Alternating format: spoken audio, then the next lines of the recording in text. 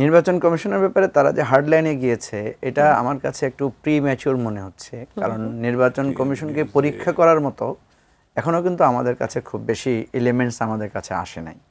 তবে হ্যাঁ, যে নির্বাচন কমিশনের কাছ থেকে আমরা কিছু কিছু বিষয়ে একটু মানে বলা যায় স্থবির বা অস্পষ্টতা আমরা দেখতে পেয়েছি। কারণ নির্বাচন কমিশন অলরেডি আমরা দেখেছি যে নির্বাচন কমিশন সংস্কার কমিশন যেটা হয়েছে সেটার সাথে একটা বিতর্কে তারা জড়িয়ে পড়েছে।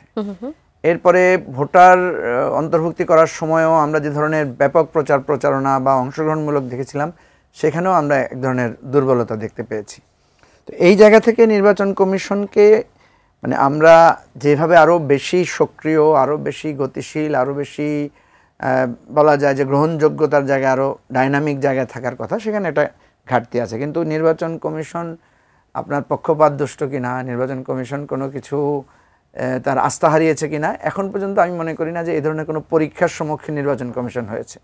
যদি স্থানীয় নির্বাচন কিছু একটা করতো তাহলে হয়তো তাদেরকে এটা নিয়ে পরীক্ষা করা যেত। তো আমার কাছে যেটা মনে হয় যে মানে বারবারই আজকে আপনার যে প্রসঙ্গটা আপনি তুলেছেন প্রথম আলোচনায় সেদিকেই চলে যায় আলোচনাটা, সেটা হচ্ছে এখানে এক ধরনের মানে রাজনৈতিক চাপ প্রয়োগের একটা আশঙ্কা বা একটা লক্ষ্য আমরা দেখতে পাচ্ছি, এবং সেটা হচ্ছে সরকারকে কেন্দ্র করে একদিকে বিএনপির চাপ, একদিকে এনসিপির চাপ।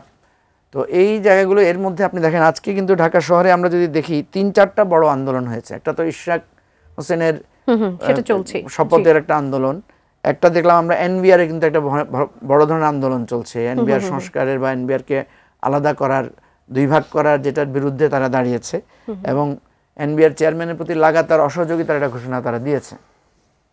এনসিপি নির্বাচন কমিশন ঘেরাও কর্মসূচি আছে, শ্রমিকদেরও একটা অংশ আমরা দেখেছি আজকে তারা যমুনা ঘেরাও করেছে। সানবিট সব দিবে সামাল, সানবিট ম্যাজিক প্রেস ডিশওয়াশিং এর মাথা ঘোরানো সলিউশন।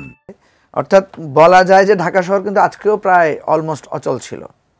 তো এই জায়গায় আমরা যেটা দেখছি যে সবাই যদি রাস্তা অবরোধ করে নিজেদের শক্তি দেখাতে চায়, ঢাকা শহরে কিন্তু সবাই শক্তি দেখাতে পারবে।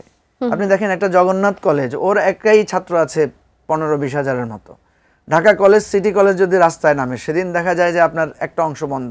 ঢাকা ইউনিভার্সিটির ছাত্ররা যদি রাস্তায় নামে, শ্রমিকরা যদি রাস্তায় নামে, আপনার যদি রিক্সা শ্রমিক বা অটো শ্রমিকরা যদি নেমে আসে রাস্তায়, আমরা তো দেখা যায় ঢাকা শহরে যদি মানে আলেমোলামারা নামলে কি হয় আমরা তো দেখেছি। তো সুতরাং এইভাবে যদি সবাই সবার শক্তি প্রদর্শনের জায়গা থেকে যদি মনে করে যে কে বড় আমরা সেটা দেখাবো, তাহলে কিন্তু সামনে কিন্তু অশনির সংকেত, কারণ সরকার কিন্তু একটা পর্যায়ে মানে নার্ভাস হয়ে যেতে পারে যে আমরা কার কথা শুনবো। এবং এই সরকারকে তো আমরা দেখতে পাচ্ছি তারা কিন্তু অত শক্তিশালী সরকার না, তারা হয়তো শক্তি দেখাচ্ছেন না, অথবা নিজেরাই হয়তো মনে করছেন যে সবাই আমরা সবার বলে না, আমি সবার আসলে কারোই না, এটা আর কি অবস্থা।